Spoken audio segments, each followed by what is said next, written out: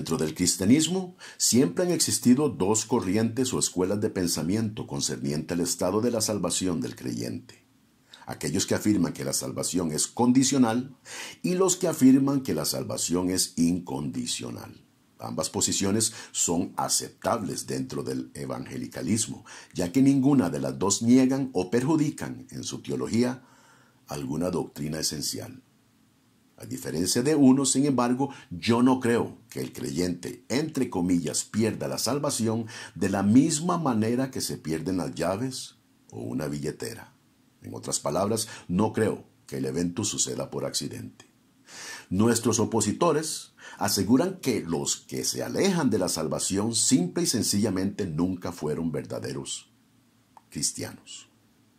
Más bien, yo creo que la Biblia es muy clara que un cristiano es libre de extraviarse y dar la espalda a la salvación. Y en los próximos minutos presentaré evidencias y razones que demuestran esta dura realidad. Que el cristiano se puede descuidar y terminar por alejarse de la salvación es algo bien definido en el Nuevo Testamento. Fíjense bien en la advertencia de Pablo a Timoteo, donde le asegura que en los postreros tiempos algunos apostatarán de la fe. ¿Qué es un apóstata? Sino alguien que renuncia a su fe. ¿Cómo se renuncia a la fe? A menos de que haya tenido fe. En 2 de Timoteo, Pablo dice a los creyentes, si somos muertos con Él, también viviremos con Él. Si sufrimos, también reinaremos con Él. Y si le negaremos, entonces Él también nos negará. Si fuéramos infieles, Él permanece fiel. Él no puede negarse a sí mismo. Fíjese bien en las 4 condiciones del pasaje. El creyente puede morir y vivir por Dios. Puede sufrir y reinar con Dios. Pero también puede negar, ser infiel y ser negado por Dios. ¿Cómo puede Dios negar a un creyente si éste nunca deja de ser salvo? A los creyentes en Galacia, que insistían en cumplir con la ley mosaica, Pablo, en Gálatas 5, los reprueba duramente diciéndoles que se habían desligado de Cristo y que de la gracia habían caído. Si estos individuos nunca fueron salvos, ¿cómo es que caen de la gracia? Hay que ver las maromas teológicas a las que tienen que recurrir nuestros detractores para explicar cómo estos individuos, a los que Pablo llama hermanos, no eran verdaderamente salvos. Observen bien los 2 últimos versos de la epístola de Santiago.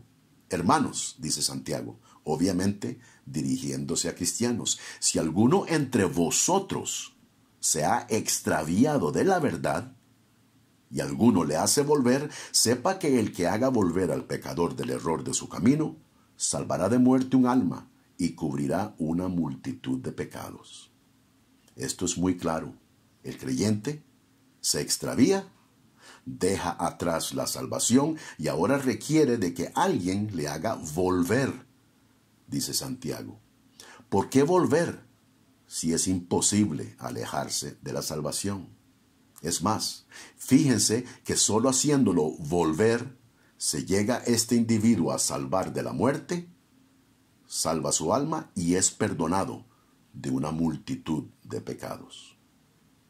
El autor de Hebreos, en el capítulo 3, advierte a los hermanos que no haya entre vosotros, los cristianos, corazón malo de incredulidad para, escuchen bien, para apartarse de Dios.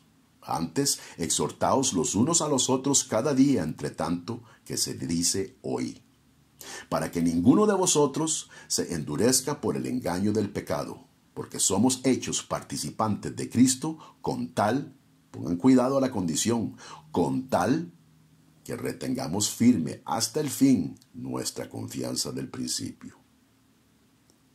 Observen que no solo es posible que un cristiano se aparte de Dios, sino que él mismo es partícipe con Cristo solo si permanece firme en la fe hasta el final.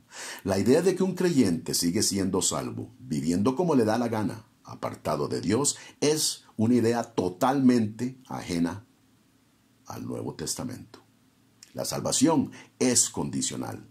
Pablo, al dirigirse a los colosenses, les recuerda que ellos, en un tiempo, habían sido enemigos, haciendo malas obras, mas ahora habían sido reconciliados y eran santos, sin mancha, o sea, verdaderos creyentes.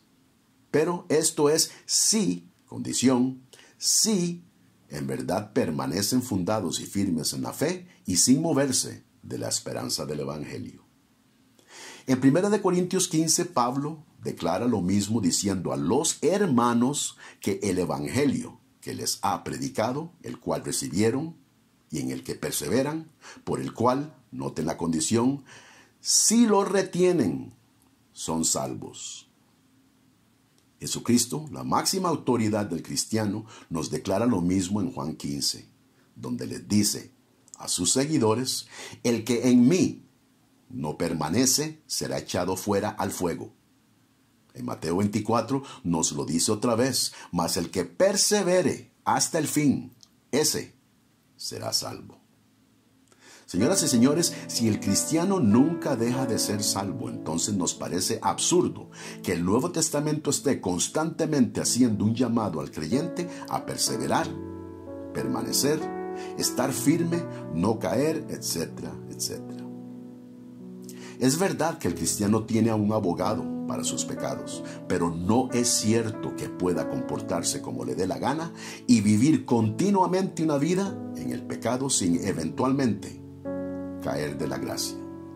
Tampoco estamos diciendo que la salvación es como una puerta giratoria en la que se está entrando y saliendo a menudo, pues Dios no puede ser burlado.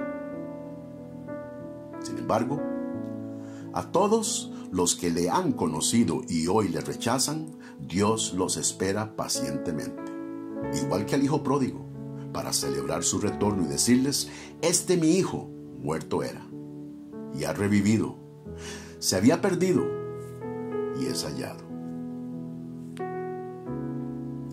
Les damos la bienvenida a Logos, Ética, Evidencias y Razones.